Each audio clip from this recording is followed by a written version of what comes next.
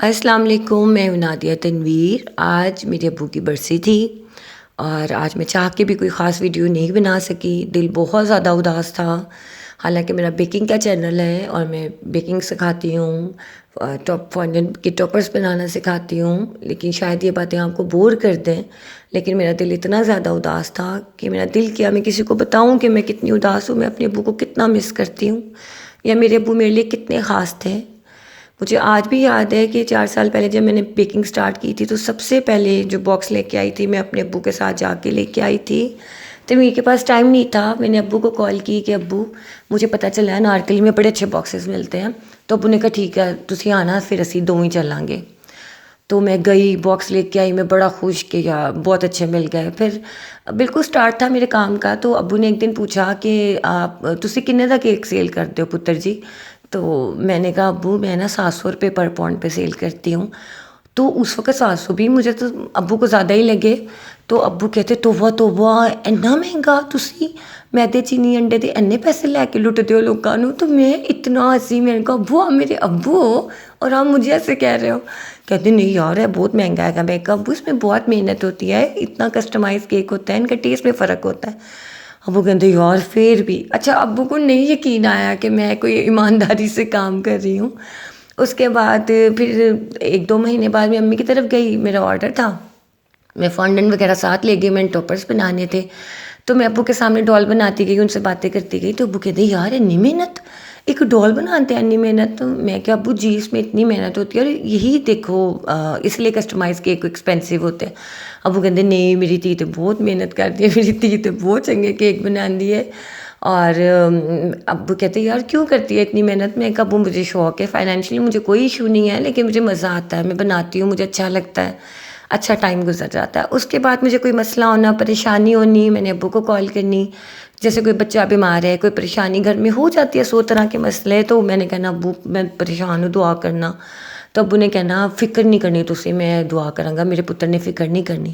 اور پتہ نہیں وہ رات بھر کتنی دعا کرتے تھے کہ اگلا دن میرا بالکل مسئلہ حل ہو جاتا تھا، اللہ اتنی رحمت کر دیتے تھے۔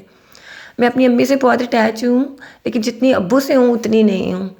اور میرے ابو دن میں کئی بار مجھے کال کرتے تھے، اور میں بالکل اچھی بیٹی نہیں تھی، میں کہتی تھی ابو بس بچے اسکول سے آ گئے ہیں تو میں بس انہیں کھانا دے دوں، ابو میرا کیک بیک ہو رہا ہے میں آپ کو بھی کال بیک کرتی ہوں، اچھا ابو میں بس یہ کیک ڈیلیور کر دوں پھر میں آپ کو کال بیک کرتی ہوں، اچھا ابو میں نا باہر ڈنر پہ آئی ہوں تنویر اور بچوں کے ساتھ، تو میں آپ سے بعد میں بات کرتی ہوں، میں آپ کو کرتی ہوں۔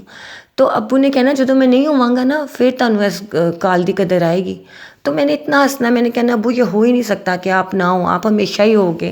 تو ابو نے کہنا پتر ہے کنے ویکھیا نا وقت، تے اب میں اس بات کو آئے گئی ہو جانا، لیکن آج مجھے اتنا پچھتاوا ہے کہ میرے فون میں کیوں کال ریکارڈنگ ایپ نہیں تھی، کاش میں ان کی آواز سنتی، ان کی ہر کال کو ریکارڈ کرتی اور میرے پاس آج ان کی آواز ہوتی۔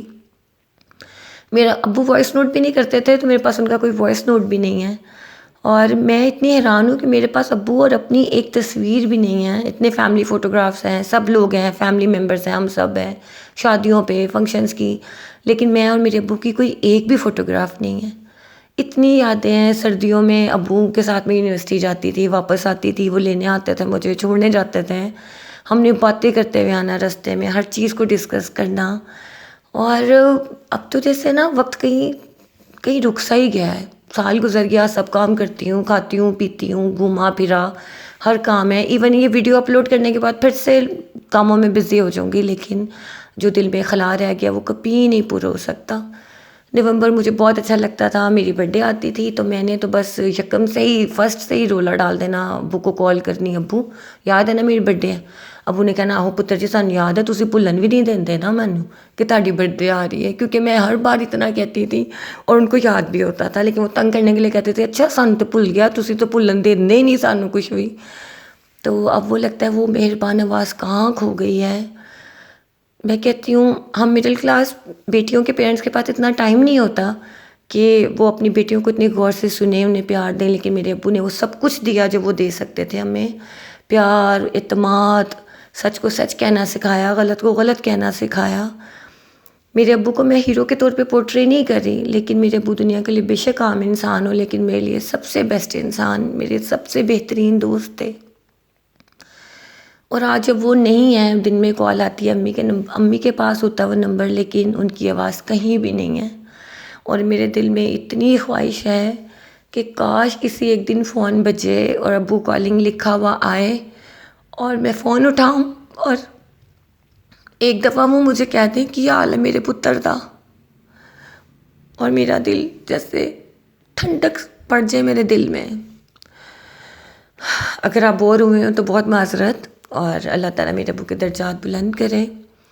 آپ بھی اپنے پیرنٹس کی قدر کیجیے گا، بہت پیار دیں انہیں۔ والدین بہت بہت قیمتی اثاثہ ہوتے ہیں، ضرور ان کو کال کریں، ان سے ملیں، اگر وہ آپ کے پاس ہیں تو بہت پیار دیں، کیونکہ یہ وقت کبھی نہیں آتا، یہ چہرے کہیں کھو جائیں تو کبھی واپس نہیں آتے، صرف یادیں ہی رہ جاتی ہیں۔